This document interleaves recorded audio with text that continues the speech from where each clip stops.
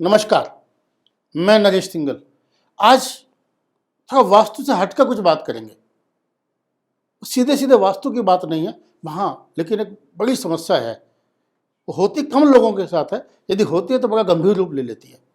पूरा घर में दिक्कत होती है। वो क्या? आपने नॉर्मल सुना होगा कि फलां की बेटी घर छोड़ के चली गई। एक भद्दा था शब्द बुलाया था कि भाग गई, बेटा भाग गया। घर में कोई बड़ा उम्र का था, थोड़ा मेंटली डिस्टर्ब था, मानसिक रूप से थोड़ा सा दिक्कत थी उसको, वो गुम गया है, खो गया है, पता नहीं लग रहा। या कोई बच्चा है, मंदबुद्धि है, वो घर से चला गया। यानी किसी भी रूप में कोई या तो भाग जाए या गुम जाए या खो जाए।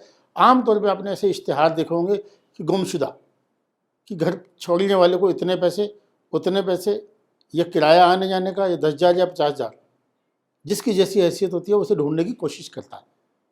या FIR की कर दी, पुलिस रिपोर्ट हो गई, फिर भी व्यक्ति मिल नहीं रहा, या वो आ नहीं रहा, या हमारे कांटेक्ट में नहीं आ रहा, या उसका मोबाइल स्विच ऑफ जा रहा है। हमने सब कुछ ट्रेस करके देख लिया। उसके लिए छोटे छोटे कुछ उपाय मैं आपको बताना चाह रहा हूँ। नंबर 1 अगर हम बात करेंगे, मान लीजिए आपका एक बच्चा है, इंटेंशनली घर छोड़ के चला गया। वजह वो आपसे नाराज़ भी हो सकता है, उसने अपनी मर्जी से शादी करनी हो, कुछ भी वजह हो। उसकी एक फ़ोटो लीजिए। फ़ोटो ब्लैक एंड वाइट लेनी है, कलर नहीं लेनी। आप प्रिंट आउट निकाल लीजिए पहले। और छोटी सी मोमबत्ती, छोटी मोमबत्ती इसलिए कह रहा हूँ क्योंकि वो मोमबत्ती जब आप ऑन करेंगे, जलाएंगे, तो वो पूरी मेल्ट होनी चाहिए आखिर तक, अपने आप से बंद होनी चाहिए, ना कि आप उसे बंद करेंगे। तो इसलिए जो हम बड़े कैंडल नहीं होती जैसे, वो ले लीजिए छोटी सी, और उस फोटो को आगे रख के उसको कॉल कीजिए। भले मन में कीजिए, भले ऊंची से कीजिए। कमरा बंद रहना चाहिए, थोड़ा अंधेरा रहना चाहिए। कैंडल के अलावा कोई लाइट नहीं जली होनी चाहिए, कोई आपके हाथ में मोबाइल वगैरह नहीं हो। आप उसको रिकॉल कीजिए, आप उससे बोलिए कि प्लीज़ कम बैक। वो आएगा या नहीं भी आएगा, वो जहाँ भी बैठा होगा वो वहीं पे अनकंफर्टेबल हो जाएगा, या उसको नींद नहीं आ रही होगी, या उसको आपकी याद आने लग जाएगी, या वहाँ कोई परेशानी आ जाएगी। उसको लगेगा कि यार इससे अच्छा तो मेरा घर ही था।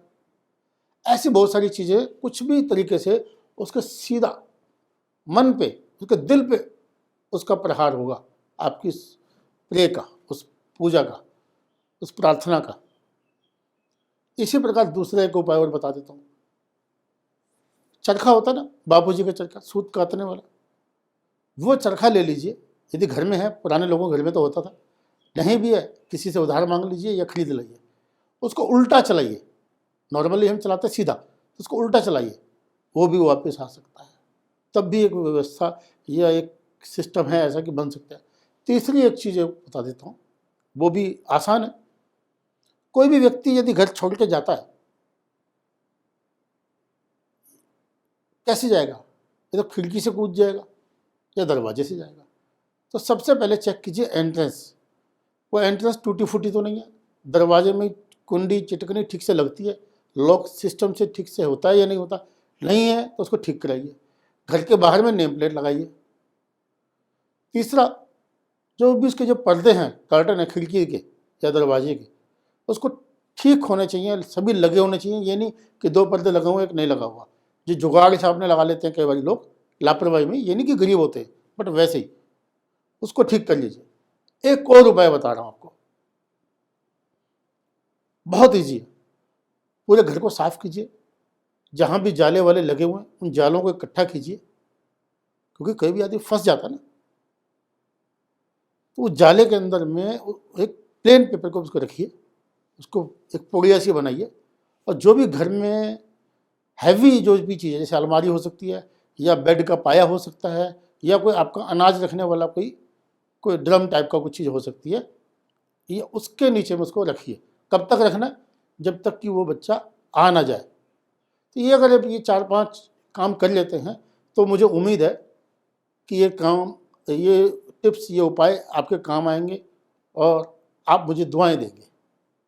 इस तरीके की कोई भी चीज़ जो आपको लगता है कि सीधे सीधे वास्तु की नहीं है, शायद ये बात का जवाब सिंगल साहब दे सकते हैं, नरेश सिंगल दे सकते हैं, तो मैं जुड़ दूंगा। आप कमेंट्स में लिख दीजिए।